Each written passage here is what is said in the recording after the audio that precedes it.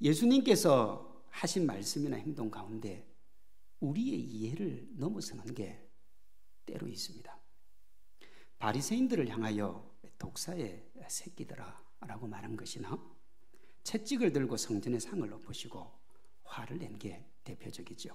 그러나 이 모든 것을 능가하는 끔찍한 말씀이 오늘 본문에 있습니다. 이제 내일이면 십자가 지시고 골고다 언덕길 올라가실 예수님께서 하신 말씀은 충격 그 자체입니다. 24절입니다. 인자를 파는 그 사람에게는 화가 있으리로다. 그 사람은 차라리 태어나지 아니하였다면 제게 좋을 뻔하였느니라. 이 인생이라고 하는 게 주님이 보내서 왔다가 주님이 데리고 가시는데, 주님이 태어나게 하시고는 주님이 뭐라고 하셨냐 그러면 차라리 안 태어났으면 좋았을 뻔했던 사람이 한 게 아닙니다. 우리끼리는 그런 얘기 할 수 있습니다. 모르니까. 그런데 하나님은 이런 말씀하면 안 되는 거예요. 어느 한 사람 편견으로 대한 적이 없습니다. 그를 죽이는 이들의 죄도 용서해 주시기를 간구했던 분이 예수님이에요. 그런데 태어나지 않았으면 좋았을 것이라고. 근데 모르는 사람한테 한 말이 아니고 3년 동안 함께 먹고 자고 입으면서 생활했던 그 제자에게 한 말입니다. 최후의 만찬을 우리가 한번 그려볼 필요가 있습니다. 예수님이 12명의 제자와 상에 앉아 이 땅에서의 마지막 식사를 하고 계셨습니다. 함께 둘러앉아 저녁을 먹던 중에 나지막히 떨리는 예수님의 음성이 울려 퍼집니다. 너희 중에 한 사람이 나를 팔 것이다. 무거운 침묵이 흘렀고 잠시 후 두려움에 떨고 근심하던 11명의 제자가 각각 누구냐고 묻습니다. 그 중에 미동도 하지 않는 한 명의 제자가 있었습니다. 또다시 예수님의 음성이 울려 퍼집니다. 나를 파는 그 사람은 화가 있을 것인데 차라리 태어나지 않았으면 좋을 뻔했다. 이 말씀을 예수님을 파는 그 제자에게 하셨을 때는 그 제자를 저주하기 위해 한 말은 아닙니다. 마지막 기회를 주신 거예요. 마지막 기회를요. 요한복음 13장 21절은 이 말을 하기 전 예수님의 심정을 이렇게 표현했습니다. 심령이 괴로워하셨어요. 힘들어하셨습니다. 이 말은 문제에 직면하다, 말할 수 없는 아픔에 빠지다 하는 헬라어 뜻을 가지고 있습니다. 예수님이 십자가 고통 때문에 아픈 게 아니라 가룟 유다 때문에 아픔에 빠진 거예요. 이런 겁니다. 가룟 유다야, 11명의 제자는 몰라도 나는 이미 안다. 나와 함께 했던 지난 3년간의 너의 섬김도 내가 안다. 그러니 나는 내가 안 했으면 좋겠다. 나는 지금 마음이 너무 아프다. 지금이라도 좀 그만뒀으면 좋겠다. 네가 아니라도 나를 팔고 나는 십자가 질 거야. 그러나 네가 팔고 난 다음에 고통을 내가 감당할 수가 없다. 왜요? 나중에 보면 가룟 유다가 그거 팔고 괴로워서 자살을 합니다. 괴로웠어요. 예수님의 괴로움을 알았으면 그 괴로움을 당하지 않을 수 있었어요. 그런데 그때는 몰랐어요. 예수님의 말을 들은 가룟 유다가 예수님의 말뜻을 이해했을지도 모릅니다. 그러면 어떻게 해야 됩니까? 용서를 구해야죠. 잘못했다고, 미안하다고. 그런데 미간을 찌푸리던 제자가 이내 아무 일 없었다는 듯이 이렇게 묻습니다. 나는 아니지요. 허탈함에 모든 것이 무너져 내린 예수님의 대답입니다. 네가 말하였도다. 예수님과 가룟 유다가 그 시선이 교차하는 그림을 한번 그려보십시오. 천연덕스러운 가룟 유다의 눈빛과 애처로움과 안타까움이 가득한 그 예수님의 눈빛을 우리가 볼 수 있어야 됩니다. 우리 예수님 얼마나 마음이 아프셨을까요? 제자 중 누구보다 착하고 사랑스럽고 충성스럽고 신실했던 제자입니다. 수족처럼 믿었던 제자. 너무 신실했기 때문에 예수님이 돈계를 맡겼던 사람입니다. 그를 바라보면 행복하고 믿음직했는데, 그랬던 제자가 자기가 아닌 것처럼 나는 아니지요에 위선적이고 가식적인 물음을 던진 겁니다. 지난 3년 신실했던 얼굴에 겹쳐지는 악마 중에 악마 얼굴이 크게 나오는 겁니다. 아마 우리 주님 가슴으로 울었을 겁니다. 그것이 뭐냐? 심령이 괴로워. 예전 성경은 나는 아니죠가 아니라 뭐라고 되어 있었습니까? 내니까 그렇게 되어 있었습니다. 사실 이 말이 더 와닿는 말입니다. 내니까. 몰라서 물었습니까? 아니지요. D-Day가 그날의 D-Day가요. 그는 지금 자기가 무슨 짓을 하는지 알고 있습니다. 바로 앞인 14절, 16절에 이렇게 되어 있습니다. 그때의 12 중에 하나인 가룟 유다라 하는 자가 대제사장들에게 가서 말하되 내가 예수를 너희에게 넘겨주리니 얼마를 주려느냐 하니 그들이 은 30을 달아주거늘 그가 그때부터 예수를 넘겨줄 기회를 찾더라 그랬습니다. 마태가 기가 막히죠. 이 최후의 만찬 바로 앞에다 그걸 딱 넣어놨어요. 그냥요. 내가 예수 팔 건데 얼마 줄 거냐고. 은 30. 은 30이 뭐라고 그랬습니까? 당시에 소 한 마리 가격이라고 그랬습니다. 그저 예수님을 소 한 마리 가격에 받고 예수님 팔 기회를 넘겨주고 있었습니다. 그래 놓고는 천연덕스럽게 뭐라고 그러느냐 그러면 나는 아니지요. 어떻게 이렇게 뻔뻔할 수 있습니까? 이 땅을 살다 간 사람 중에 가장 뻔뻔한 사람이 누구냐 하면 그게 가룟 유다예요. 예수님을 팔면서도 전능하신 하나님을 속일 수 있다고 하는 정말 기가 막힌 모습이 나는 아니지요라는 말 속에 다 들어 있습니다. 70번씩 7번 용서해도 이건 용서가 안 되는 거예요. 천박하고 이기적이고 자신밖에 모르는 가룟 유다를 향해서 손가락질하고 야유 보내지 않을 사람 아무도 없죠. 저도 그랬습니다. 그와 관련된 성경을 보면서 어떻게 인간이 저럴 수 있나 그런 얘기도 했었습니다. 그러나 차분히 우리 자신을 되돌아보면 가룟 유다가 우리예요. 가룟 유다가요. 하나님 앞에서 거룩한 손을 들고 영광의 주님 찬양하지만 그 이면에 자신의 안전과 유익을 생각하는 그 얄팍한 계산과 허영이 우리 안에 있잖아요. 그 밤 가룟 유다는 예수님의 십자가 고난과 아픔 그리고 그 고난과 아픔이 자기 것이라는 것에 대해서는 조금 더 귀를 안 기울였습니다. 가장 역사적이고 멋지고 아름다운 자리에 있었지만 가장 천박하고 세속적인 모습으로 앉아있어서 그걸 못 본 겁니다. 33년 전 주님 태어나시던 베들레헴에 돈벌이에 집중을 하다가 주님이 당신 집에 오셨음에도 불구하고 마구간을 내어준 주인하고 똑같은 겁니다. 위선적인 가룟 유다의 내니까라는 말은 예수님을 믿는다고 하면서도 그보다 더 철저히 자기 자신을 챙기는 우리의 믿음을 돌아보게 됩니다. 우리도 조금만 마음을 놓으면 가룟 유다처럼 될 수 있는 죄된 본성을 가지고 있습니다. 하나님을 찬양한다고 그러고 하나님이 좋다고 그러고 하나님께 모든 것을 다 드리겠다 그래 놓고는 내 이익이 조금만 손해가 나면 그때부터는 불평이요 원망이요. 여러분 우리가 얼마나 그 짓을 많이 하고 삽니까? 예수님을 믿어도 십자가 지신 예수님의 능력이 없고 부활의 기쁨이 없으면 자기중심적이 되는 겁니다.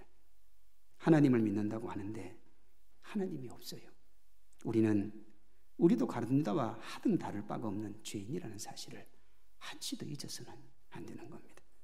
나는 절대 그렇지 않습니다. 과신하지 마십시오. 본장 31절에 보면 이렇게 되어 있습니다.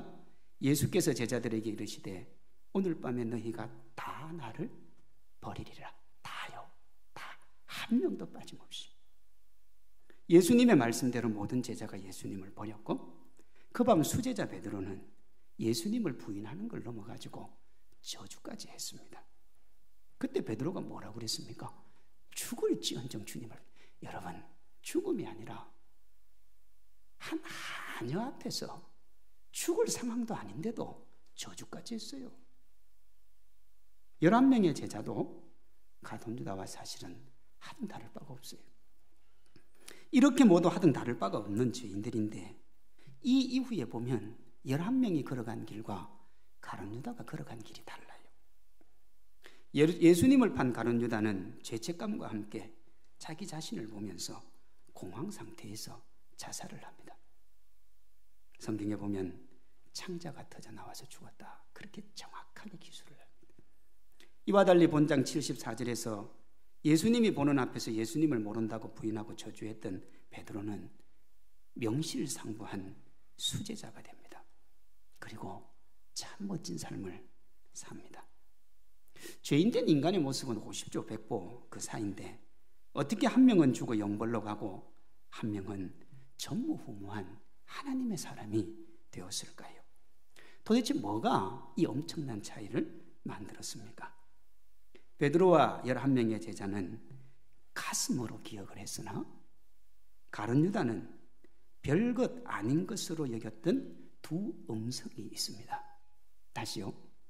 그걸 가슴으로 받느냐 귀로 받느냐 문제입니다. 하나가 뭐냐? 21절에 너희 중에 하나가 나를 팔리라는 예수님의 음성이요. 우리는 참 이기적이어서 예수님을 믿으면서도 예수님을 이용할지 모르는 죄인들입니다. 그걸 아셔야 돼요. 목사님, 전 안 그런데요. 그런 말씀하시면 안 돼요. 원죄라는 게 뭡니까? 그 원죄라고 하는 건 그 누구도 벗어날 수 없는 자기중심적인 죄예요. 우리도 가룟 유다처럼 자기의 이익과 예수님의 말씀이 상충되면 우리의 이익을 위해 예수님 팔 수 있어요. 전능하신 하나님, 생명을 내어주신 구주요 아버지도 팔 수 있습니다. 이것이 우리도 어찌할 수 없는 죄로 점철된 인간의 모습. 바울은 이 죄를 고린도 로마서 7장 18절 19절에서 이렇게 말합니다.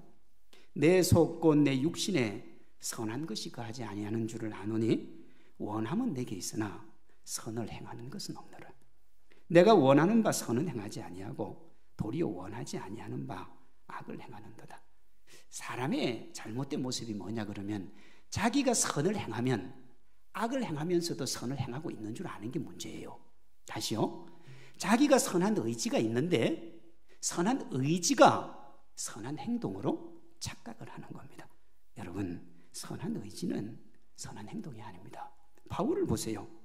내 안에 선한 것이 거하지 않는데 내가 선을 행하고 싶지만 행하고 나면 다 악이더라는 거예요. 이것이 인간의 본질이기 때문에 더욱더 우리는 너희 중에 하나가 나를 팔리라는 예수님의 음성을 기억을 해야 돼요. 이 음성을 기억하며 우리가 혹 나의 행동이 예수님을 파는 것이 아닌가, 나의 생각이 예수님을 파는 것이 아닌가, 나의 삶이 예수님을 파는 것이 아닌가, 나의 이 모습이 하나님의 영광을 가리는 것이 아닌가, 이런 모습으로 인해 예수님이 아파하지 않을까, 우리 언제나 그걸 생각을 해야 됩니다. 나는 예수님 팔 일 없다고 생각하면 이 생각할 필요 없지만 나는 원죄로 점철된 죄악된 인간이라고 생각을 하면 너희 중에 하나가 나를 팔리라는 대답은 언제나 우리 가슴 속에 아로새기고 가지고 있어야 될 질문이에요. 이 음성을 기억할 때 자연스럽게 우리의 마음과 입술로 또 하나의 질문을 주님께 던지게 되는데 그게 바로 뭐냐 그러면 나는 아니지요 하는 질문입니다. 여기서 나는 아니지요는 물음표입니다. 물음표요. 예수님의 음성에 반응하는 우리의 음성이죠. 이렇게 물어볼 수 있습니다. 가룟 유다도 예수님의 음성에 나는 아니지요라고 대답했지 않습니까? 그러나 22절에 11명의 제자가 물은 나는 아니지요와 25절에 인류 최고로 능청스럽고 가증스러운 배우, 가장 멋진 배우예요. 이 이상의 배우는 없어요. 그 가룟 유다가 뱉은 나는 아니지요는 겉보기는 똑같아도 내용은 전혀 달라요. 그래서 그날 현장에 있었던 마태는 오늘 본문을 적으면서 22절에 자신들의 나는 아니지요 앞에는 뭘 딱 달았냐 그러면 몹시 근심하여 하는 수식을 하나 딱 붙였어요. 그리고 가룟 유다 앞에는 그걸 안 달았어요. 몹시 근심하다는 말은 아파하시는 예수님의 마음에 대한 제자들의 상태입니다. 주님 아파하시니까 누구도 아픈 거예요? 제자들도 아픈 거예요. 그 주님의 마음이 느껴진 거예요. 그런데 가룟 유다는 그 주님 아픔은 간 곳이 없어요. 주님을 믿는데 주님이 아프든지 말든지. 그날 예수님의 음성에 반응하여 나는 아니지요라고 물은 11제자의 마음의 상태가 염려와 근심입니다. 그러나 25절 가룟 유다의 나는 아니지요 앞에는 수식어가 없어요.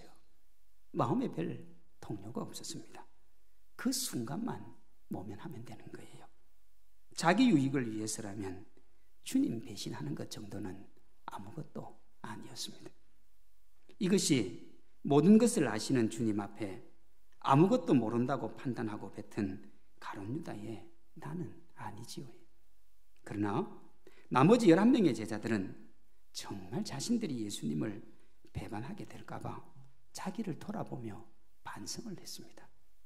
우리가 해야 될 물음은 죄된 본성을 자각하고 예수님을 아프게 하지 않으려는 그 발버둥으로 주여 나는 아니지요. 나는 아니지요. 주님 제가 주님 팔면 어떻게 할까요? 제가 주님 아프면 어떻게 할까요? 그 질문을 던져야 되는 겁니다. 신앙생활을 하면서 이 정도면 되었다고 생각하는 분들이 제법 있습니다. 내가 이 정도 했으면, 내가 이 정도 예배드리고 이 정도 성경 공부하고 이 정도 섬겼으면 된 거 아니냐고. 정말 그 정도면 괜찮겠습니까? 그 정도 하시면 주님의 십자가 은혜로 구원 받을 수 있겠습니까? 이 정도 하면 되었다라는 그 말, 여러분, 그것이 가룟 유다의 길로 가는 출발선이에요. 그게 행위가 아니라 그 생각, 그 마음이죠. 가룟 유다가 그렇게 안 했겠습니까? 3년 동안 그렇게 헌신하면 됐지. 그렇게 헌신해도 별 소득 없으니까 예수님 잘못도 있는 거야. 아마 가룟 유다가 그랬을 수도 있어요. 그 생각과 마음이 그를 인류 최대의 불행자로 만들었습니다. 이 슬프고 아픈 주인공이 되지 않는 길이 예수님이 당하신 고난과 아픔, 우리의 것임을 기억하는 겁니다. 우리 신앙생활의 중심을 11제자처럼 예수님의 사랑과 십자가에 두는 거예요. 우리를 위해 죽으시고 살아나신 예수님의 복음 안에 사는 겁니다. 사랑하는 성도 여러분, 하나님께 나올 때는 다른 목적을 두면 안 돼요. 가룟 유다가 다른 목적이 있었어요. 가룟 유다가 무슨 당입니까? 열심당이에요. 이 로마의 압제에서 우리를 회복시켜줄 메시아, 그를 찾고 있었는데 보니까 예수님이 그거 딱 할 것 같이 생겼거든요. 그래서 그 목적 가지고 왔어요. 자기 목적대로 안 되니까 예수님이고 뭐고 아무 필요가 없었던 거죠. 낮아지신 예수님의 십자가를 기억할 때 우리의 삶이 행복하고 아름다워질 줄로 믿습니다. 십자가를 통해서 베푸신 한없는 그리스도의 사랑 위에 서 있는 자신을 발견할 때 진짜 기쁨이 찾아옵니다. 돈도 아니고 명예도 아니고 권세도 아니에요. 행복은 행복하다는 말을 수없이 반복하며 행복을 찾아가는 마인드 컨트롤이 아닙니다. 듣기 좋은 말 많이 들어서 엔돌핀이 돋아나는 게 행복이 아니라고요. 주님의 고난 기억하고 그분이 우리에게 남기신 그 십자가의 길을 기억하며 그것을 자신의 육체에 채우는 이에게 참된 행복이라는 게 찾아옵니다. 십자가를 기억하는 사람은 자기 삶의 어려움과 아픔 때문에 울지 않습니다. 예수님의 십자가 사랑에 울지요. 예수님 흘리신 보배롭고 그 귀한 사랑 때문에 울어요. 심히 통곡한 후에 위대한 사도로 탄생한 사도 베드로가 이를 잘 보여줍니다. 그는 십자가에 못 박히면서도 머리가 위로 올라가는 것이 끝내 미안하고 송구해서 우리 주님 지신 십자가 나는 거꾸로 박아달라. 내가 어떻게 주님처럼 못 박힐 수 있느냐. 그렇게 말을 하면서도 행복해하고 즐거워했습니다. 베드로뿐만이 아니지요. 위대한 하나님의 사람들이 다 그렇게 살았습니다. 그들은요, 세상 앞에서는 언제나 당당했어요. 결코 굴복하거나 좌절하지 않았습니다. 그들이 얼마나 당당했던지 그들을 핍박하는 사람들이 혀를 내둘렀어요. 세상이 감당치 못할 사람들이니까. 왜요? 고난을 당하면서도 행복해하는데 어떻게 답이 없잖아요. 그러나 세상 앞에 당당했던 그들이 예수님의 십자가 앞에만 서면 한결같이 무릎을 꿇었어요. 그리고 그 은혜와 사랑에 감격하며 울었습니다. 항상 울었어요. 만약에 여러분 그들을 괴롭히던 세상 사람들이 교회 와서 그들의 모습을 봤다면 정말 궁금했을 거예요. 언제나 당당했던 사람, 언제나 멋졌던 사람, 언제나 자신만만했던 사람들이 하나님 앞에만 서면 울었다고요. 대표적인 우리나라의 사람이 주기철 목사님 아닙니까? 그분은 모진 박해와 고문 앞에 눈물 흘린 적이 없어요. 초라해지지도 않았어요. 당당했습니다. 그런 그가 주님 앞에만 서면 울었습니다. 십자가의 사랑에 감격하면서 그 모진 핍박 견딜 수 있었던 힘을 주신 주님 바라보며 행복해서 울었어요. 하나님의 사람들의 웃음 이면에는 그 동전의 양면처럼 결코 분리할 수 없는 이 눈물이 있습니다. 하나님 앞에 울었던 이 눈물이 세상 앞에 당당하고 웃게 했던 힘입니다. 우리에게 이런 눈물과 웃음이 필요합니다. 믿지 않는 사람들은 자기 섭섭한 것 때문에 울지요. 예수님 십자가 기억하라면 눈을 멀뚱멀뚱 뜨고 웃습니다. 조롱하고 비웃었습니다. 그러다가도 자기 섭섭하고 자기 이익 걸리면 그게 안 되면 울어요. 사랑하는 성도 여러분, 하나님 앞에서 십자가 때문에 한번 울어보셨습니까? 그 십자가 사랑에 감격해서 한번 울어보셨냐고요. 나 서러운 거, 나 답답한 거, 그것 때문에는 많이 울어봤어도 주님의 은혜, 주님의 사랑 때문에 울어본 적이 없다면 여러분, 우린 그리스도인인 것을 부끄러워해야 돼요. 그 그리스도인이라 말하면 안 되는 거죠. 그리스도인은 십자가 기억하고 울고 십자가 앞에서 무릎을 꿇어야 돼요. 그리스도의 십자가 생각하고 떠올리면 감격하고 그 감격에 겨워 울어야 됩니다. 그리고 세상에서 고난당할 때 웃어야 돼요. 그리스도를 위한 고난이 행복이기 때문에 바울이 고린도후서 1장 5절에서 이것을 이렇게 말합니다. 그리스도의 고난이 우리에게 넘친 것 같이 우리의 위로도 그리스도로 말미암아 넘치는도다. 그리스도의 고난이 넘쳐야 하나님의 위로도 넘친다고요. 근데 우리는 어떻게 생각하느냐? 고난은 좀 지나가고 위로만 좀 넘쳤으면 좋겠다. 그런 건 없어요. 주님을 위한 고난이 행복이고 주님을 위한 고난이 기쁨입니다. 때로 사람들이 십자가 없는 복음을 사랑합니다. 자신을 유익하게 하는 복음을 좋아해요. 자신이 뭘 하는 것에 대해서는 관심이 없고 뭘 받을 수 있을까에만 관심이 많습니다. 조금 열심히 한 것을 인정받으려고 하고 하나님을 향한 믿음이라고 하는데 사실 그 믿음은 자기의 유익을 위한 거죠. 나는 아니지요라고 묻지만 11 제자의 것과 가룟 유다의 것의 의미가 전혀 다른 것과 같은 것입니다. 요즘 우리를 우울하게 만드는 교회 지도자들에 대한 좋지 않은 소식과 기독교를 향한 세상의 부정적인 시각이 오늘 한국교회와 성도들의 신앙이 가룟 유다의 그것을 닮아가고 있다는 걸 보여주는 거예요. 보여주는 거예요. 다른 사람, 다른 교회가 잘못되었다고 말하지만 부끄러운 한국교회의 모습을 만든 장본인은 바로 자기입니다. 그걸 알아야 돼요. 제가 이런 말씀을 해서 좀 그렇습니다만 한국교회가 잘못됐다면 저에게도 책임이 많은 거잖아요. 저도 이제 담임 목사니까요. 한국교회가 잘못되었으면 성도님들 잘못도 많잖아요. 한국교회가 잘못되었으면 성산교회도 잘못한 게 있는 거예요. 그런데 한국교회는 어떻게 생각하느냐 그러면 나무교회 목사님 비판은 잘하는데 자기 비판을 안 해요. 열한 제자가 물었던 나는 아니지요는 뭐냐 그러면 자기 비판이에요. 자기를 돌아보는 거였다고요. 다 나쁜 짓을 해도 나는 아니라는 거지. 나는 아니라는 거예요. 한국교회 전체가 욕을 먹어도 나는 아니라는 거예요. 그래서 여러분 인터넷에 보면 어떤 그리스도인은 세상 사람이 교회 욕을 하면 댓글을 같이 달고 욕을 해요. 나는 아니라는 거죠. 여러분 진짜 아닙니까? 정말 자기는 잘못이 없어요.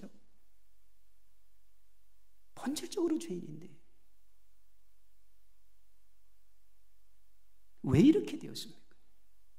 십자가를 망각해서 그래요. 가룟유다처럼 우리의 죄된 본성을 망각하고 살아서 그래요. 우리가 우리의 이익과 상충되면 우리의 왕이신 주님도 팔 수 있다는 생각을 한시도 잊으면 안 돼요. 한시도요. 신앙이 자기 유익과 목적 성취의 도구가 돼요.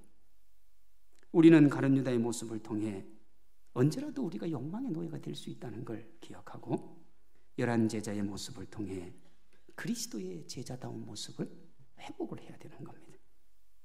예수님은 우리가 세상의 흐름을 보면서 세상이 그러니 어쩔 수 없다고 말하면서 시대를 쫓아가는 사람들 되기를 원하지 않아요. 주님은 우리가 우리의 자신을 쳐서 복종시키며 섬김과 나눔의 자리에 있기를 원하세요.